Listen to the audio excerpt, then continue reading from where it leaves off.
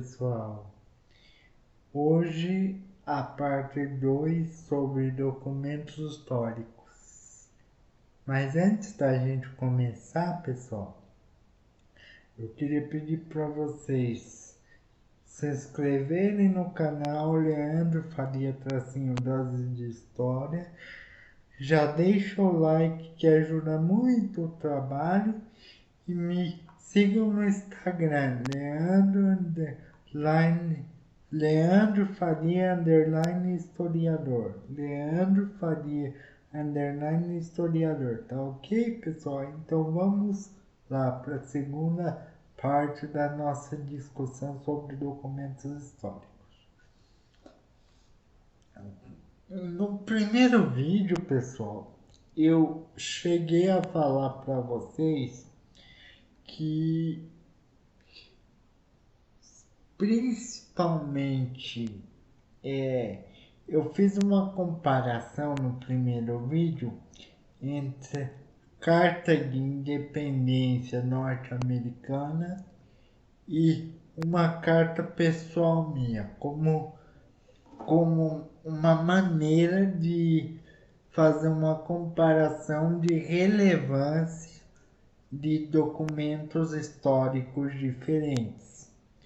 Mas eu fui alertado por uma espectadora do canal, a quem eu agradeço imensamente a orientação e a correção, a Valéria Torres, historiadora, que me deu um alerta fundamental falando que esse tipo de comparação entre importâncias de documento é uma coisa um pouco problemática entre os estudiosos da história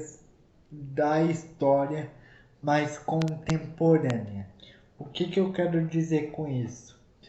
Que à medida que o conhecimento histórico, a teoria do conhecimento histórico e o procedimento com a documentação foi evoluindo, foi desenvolvendo uma metodologia específica, foi se observando que até os mínimos registros podem ser considerados históricos.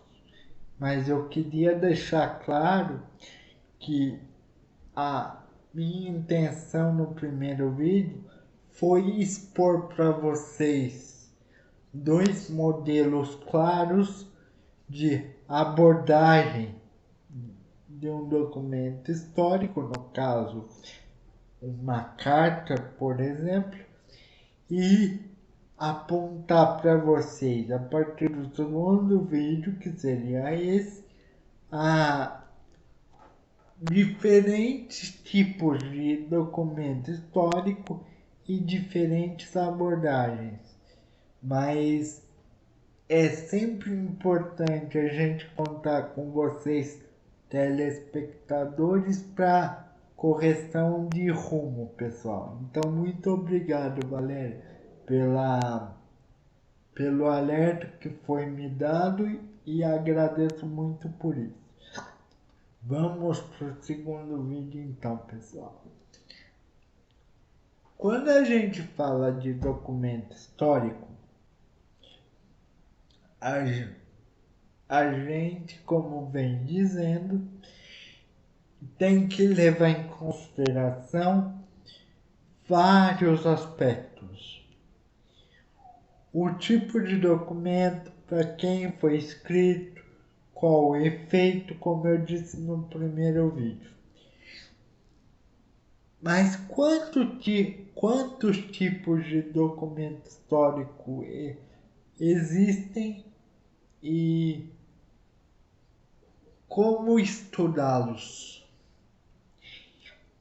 Essa é uma pergunta difícil difícil de se responder exatamente, pessoal, porque quando a gente fala de documentação histórica, a gente pode falar de um documento de, de uma comunidade religiosa, por exemplo, pode falar de um documento fiscal, pode falar de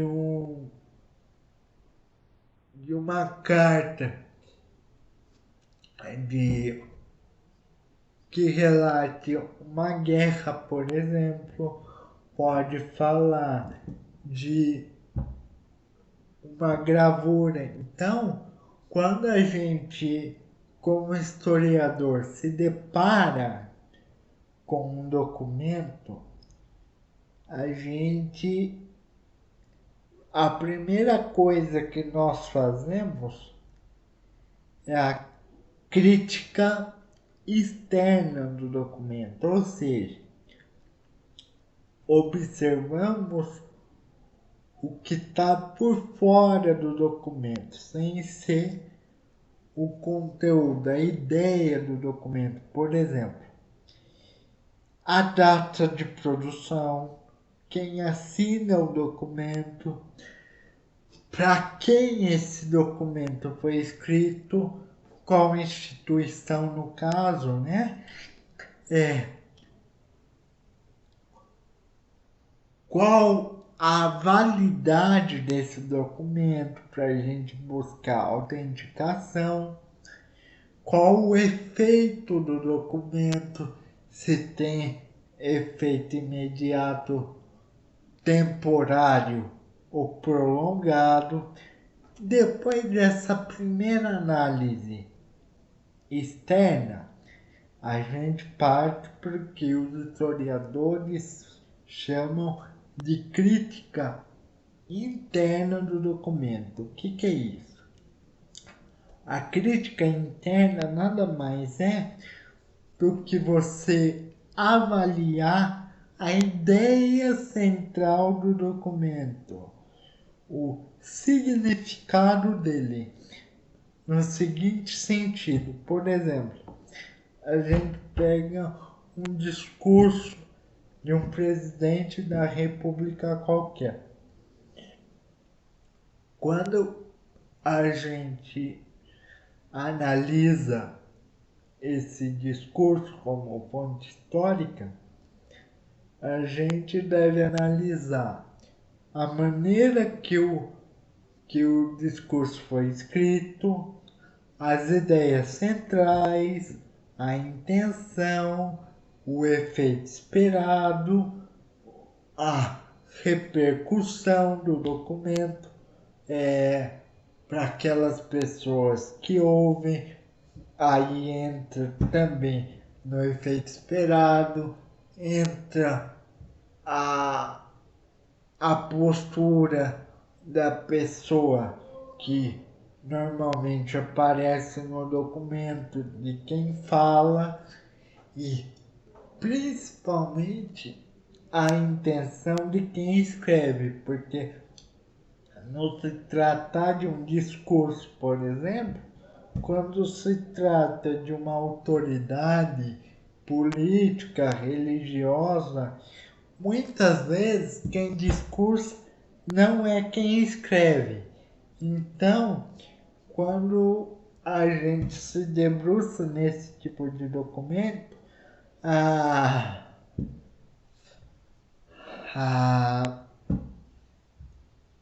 uma coisa que se deve levar em consideração é esse tipo de encaminhamento. Se há alguém por trás de quem fala, não necessariamente quem fala escreveu e quem escreveu fala.